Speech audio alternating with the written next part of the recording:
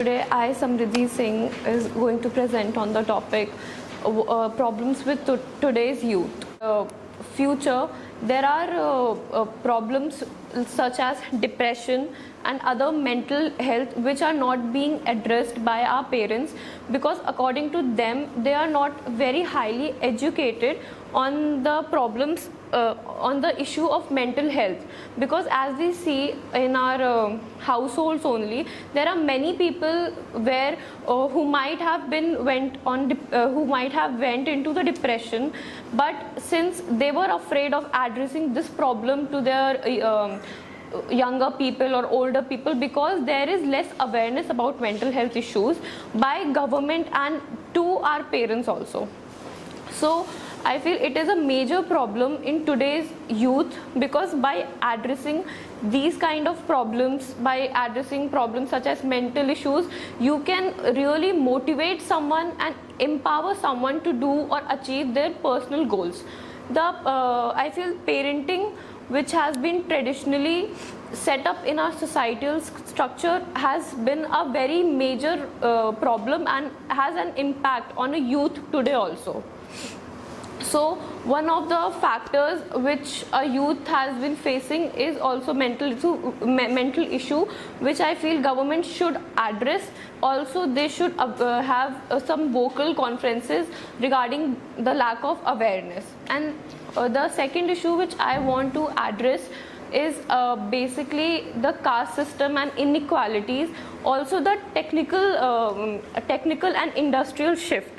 So today, as we see, there are many industries which are being shifted from traditional methods to more technological methods, due to which the people who have received less education or less technology, for example the poverty-stricken people and people who have not been given opportunities to educate themselves with the new technology, they are facing problem in getting into these companies because of the technical shift, because they don't know how to use the technology, and because of which companies are not hiring them. They want more educated people, and the class which is an upper class people, if they see our resume and if there is no better companies on our resume, they don't hire us.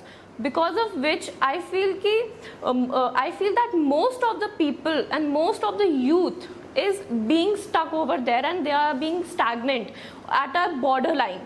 There are people, there are children who have more education, who have more better facilities in education, have better knowledge that has been given to them, are hired in companies just because they are not just because they are technologically stable. And other problems such as the small issues, which are also a very big issue, which is also being normalized in our society, is also caste system, and then we have inequalities and other issues which are being very normalized today, because everybody talk about it but we don't see the change. So I feel it is very important from the we the people cannot address, one person or group of person cannot address these changes.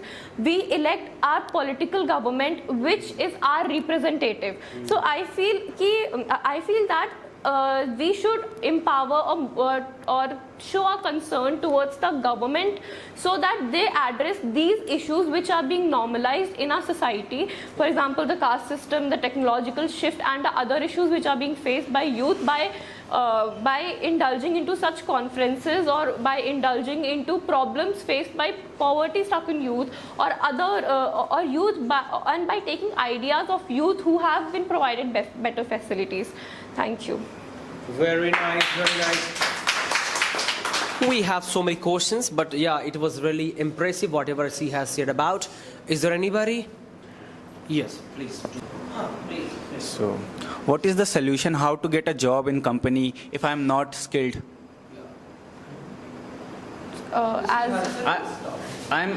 I'm educated and I'm a graduate, but I don't have skilled in like AI sector, like technology. So how can I get a job? See, I am not the one person who also know about this. So that was my speech. That's what I was trying to convey in my speech. Ki we should empower, or we should collectively approach to the government, who is our representative, to talk about it. Because then only many other people who don't even know about the problem will get to know about it. So yeah, that is my answer to it. You were talking about educational inequality. You are not so. If a person basically studying in a central university, so there is a same teacher, same infrastructure for both. There are poor and the wealthy people are there. So what is the point of inequalities there? So inequality, I am relating towards employment and underemployment, basically. So for example, in underemployment, you are equally No. inequality on You are talking about the resume. If you are coming from a wealthy family, you have a great knowledge or great technical skill or this kind. According to the companies and according to the people who are hiring you, according to them, if you have great resumes and if you have great companies on your resume, then they will hire you. That is the problem in our youth. That is what I'm addressing. Ki if you have good resumes on your company, good companies, the companies and the hiring position will hire you, not the person who has equally knowledge about you but does not have a resume. Your first point, which was talking about that the companies or the traditional system of working, which is being right now shifting from traditional way to technical way. So what's the program of government, or what can government do, or what should government do in this regard? It is wrong.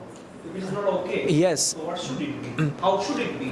We saw that in Banaras there are some bunya. They were just stitching the new kind of cotton or some kind of, so there are now technology, so their work is being destroyed totally. So what government can do in that regard to save their business or their occupation? So government can provide them with other courses which can enlighten them. On other side, if they are not practicing their traditional way, government could organize conferences which will educate them on other businesses or more technical businesses which the people require. So I guess that would be the answer. All right, ma'am. It was quite impressive, but I would like to make one question here.